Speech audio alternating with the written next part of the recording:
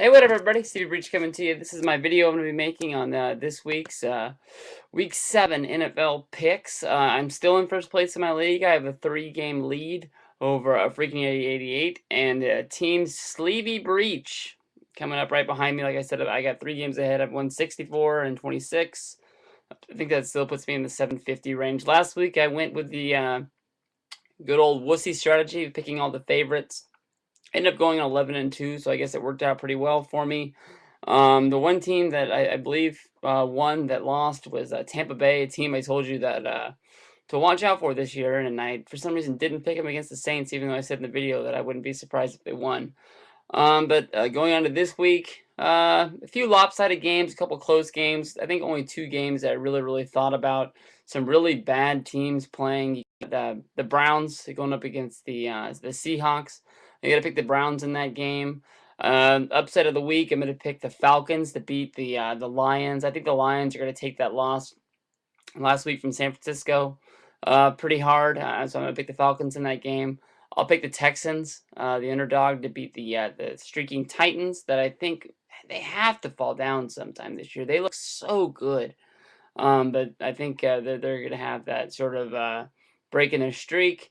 I'll pick the Broncos to beat the Dolphins. I actually would have picked the Dolphins to pick this game. I didn't know who their starting quarterback was going to be. It looks like they're going to give the ball to Moore, the quarterback that used the quarterback for the Carolina Panthers. I was looking at their depth chart. If they would have picked Sage Rosenfeld to start that game, I honestly would have picked him. I've always been a fan of Sage Rosenfeld from being with the Texans, and I believe he left there to go up to the Vikings. But because of the whole Brett Favre thing, I don't think he ever got his chance. Now he's hanging out in Miami at the end of their depth chart. I've always liked him though.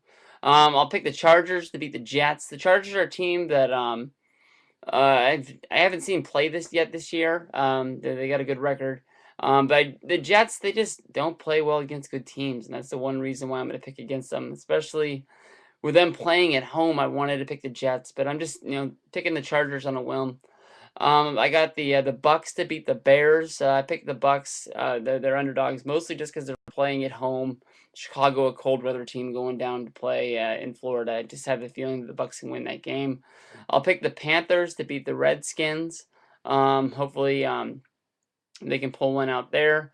Now the Raiders. The Raiders to beat the Chiefs. I haven't spent a whole bunch of time. If I'm the Raiders, I start Carson Palmer and just put him out there with a basic chart. But basically, one of my friends who is a big Raider fan tweeted that I guess they're going to start Bowler and have him on a short leash. I'm still not 100% sure. I didn't really look into this that much, but the Chiefs are a bad team. I said that since the beginning of the year. But if the Raiders start Bowler, they're foolish. And get Palmer out there as soon as he can. He's a good quarterback. That's what you're paying him for. He's an experienced quarterback. He's been in the league for a long time. He's going to know what he's doing, and he's going to know who his receivers are who can catch the ball. So I'll pick the Raiders to win that game, but I think they're crazy if they just don't start Carson Palmer. Palmer was the guy that I really wanted the Niners to go after in the offseason and give the Bengals whatever they wanted. You knew the Bengals, once they got that once they got that call, they would have listened. They would have took draft choices. They would have took anything. And when the Raiders called, especially after the quarterback went down last week, you knew that the ball was in the Bengals' corner and they were going to ask for the moon. And it looks like they got it. They got more than anybody else was going to offer at the time, and that was just smart of them to move Carson Palmer from that team instead of just holding him hostage. I'll pick the Steelers to beat the Cardinals, the Cowboys to beat the Rams. I'll pick the Packers to beat the Vikings. And I heard that story about the Packers player having to buy the Packers wide receivers amongst themselves. For every drop ball, they have to buy a $100 gift card for the other guys. So hopefully there's no drop balls in that game for those people.